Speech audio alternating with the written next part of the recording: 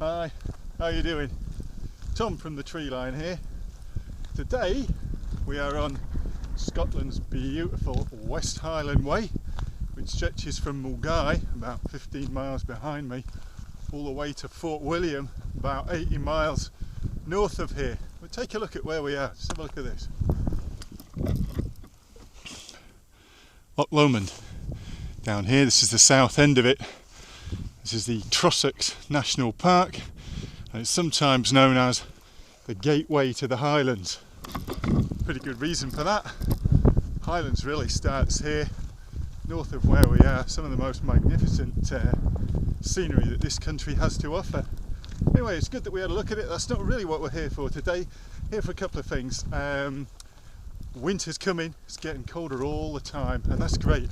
I'm looking forward to doing some working on some winter overnighting skills. You couldn't find a much better place for it than this. We've also got a couple of products to review today, and that's where you come in.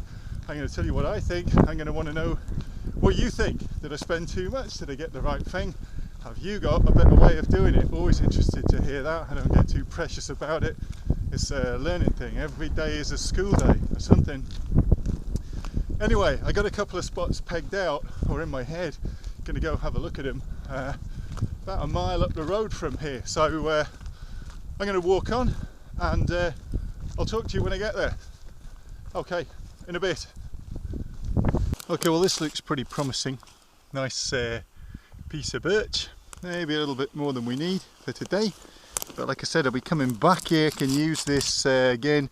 See the bark's falling away, but it's nice and crispy dry, and the way it breaks,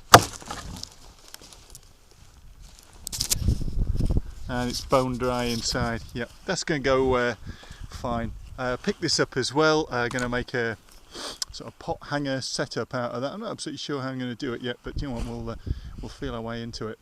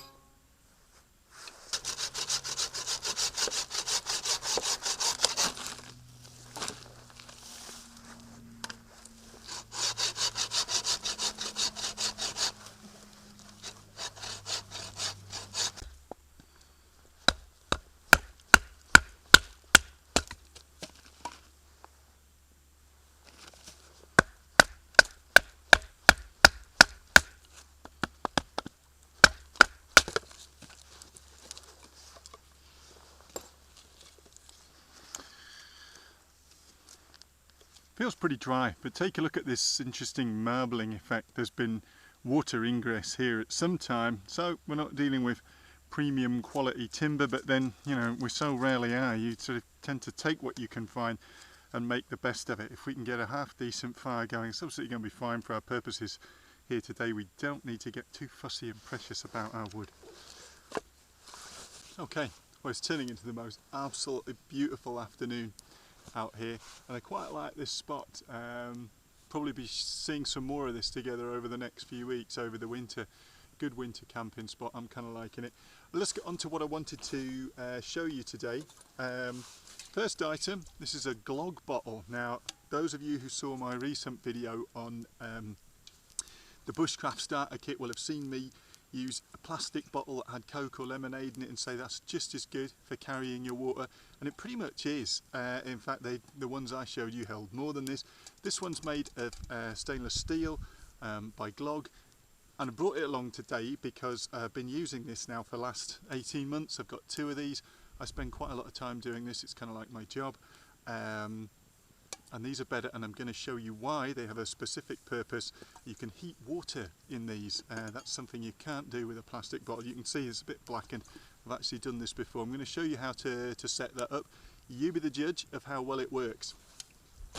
Another thing I want to show you is, yeah, you're probably thinking, oh, that's not exactly an essential item, and you're right. This is an espresso maker. On holiday in Belgium recently, I really got into espressos for the first time ever, and I thought that would be just great on a campfire. But the most commonly available variety is in aluminium, and I really had some doubts about whether that would stand up to some sort of serious campfire abuse. This one's made by Cilio, who are actually a German company. The name doesn't sound very German, but look it up on Amazon. This was 30 quid, yeah, a little bit more than its aluminium alternatives. It is all stainless steel, and as you can see, yes, I have used it on a campfire before. Makes an absolutely cracking cup of espresso, but it would not be complete without, and I got these from, these are espresso cups. They look just like the sort of Davy Crockett style cups that are sort of iconic campware. These are made by, let me remind you, utilitygreatbritain.co.uk, and there's a bit of flour on these espresso cups for the outdoors. I kind of like them. They look quite cool. You be the judge. I brought two today. I'm on my own. So for my imaginary friend Alan. No, only kidding. I just brought two. I've actually got a set of 4. Anyway, fire's burning at last. That wasn't the very best wood we found, but you know what? It often isn't. It's winter. You know, you're not always going to find crispy dry wood, but it's worked fine. So I'm going to show you how to set those up on the fire, and we'll see how they work out. Okay, bear with. Now, to hang the Glogg bottle, I've made just out of a piece of string this little piece of wood. I carved some notches in there for the string, and that sits inside the neck of the bottle, but it won't go through it, and that holds it up just fine. Keep it wet over the fire. There's no danger of it catching fire or burning out. Okay, the espresso maker is pretty straightforward. This is the reservoir. I'm going to put the water in here up to the valve.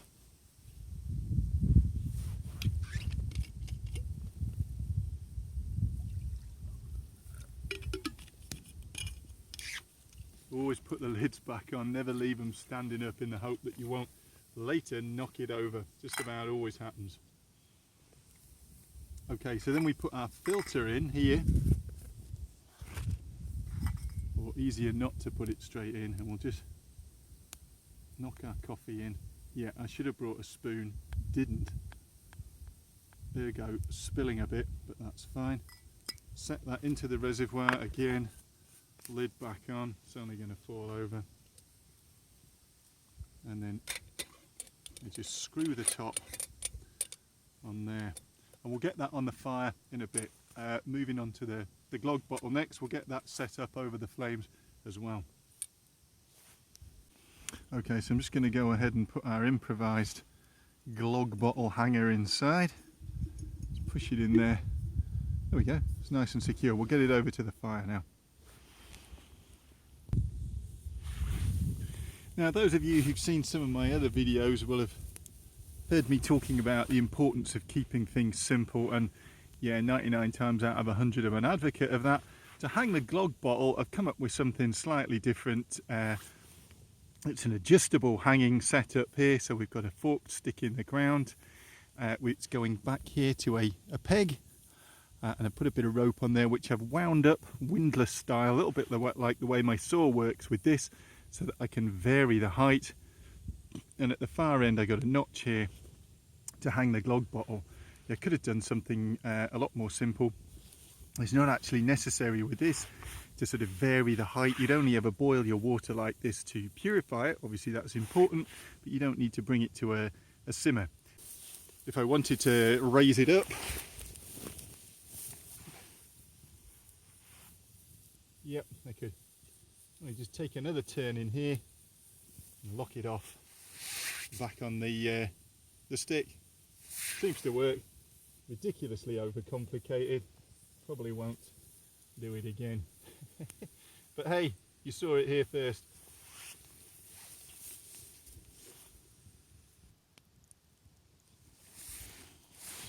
Okay, well, we've gone for something a little bit simpler still with the espresso maker. I've placed it on a flat rock, I've just heaped some of the burning material and hot embers around it. I can already hear it starting to steam. So that's pretty good. I hope you'll take my word for it that the Glogg bottle on its hanger did actually come to the boil. You can see that was always going to work. It was right on top of the flames. Anyway, we'll give the coffee a minute or two. I'm quite looking forward to a cup of that, and then we'll wrap up.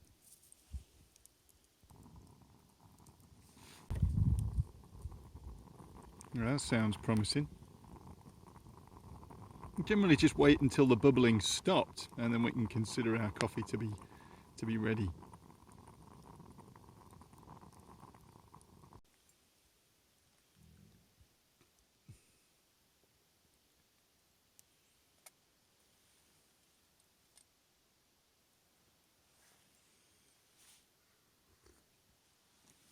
Oh, absolutely spot on. Lovely. I don't know how much you can see of this spot around me. We'll be seeing some more of it together pretty soon. Yeah, I'm going to be back out here soon with my new Cimarron stove tent by Seek Outside. Anyway, we'll come to that. Today's just been about having a look at these two products. Our first real sort of gear review, I suppose, and just getting a chance for a bit of peace and quiet out in the trees. Love this time of year.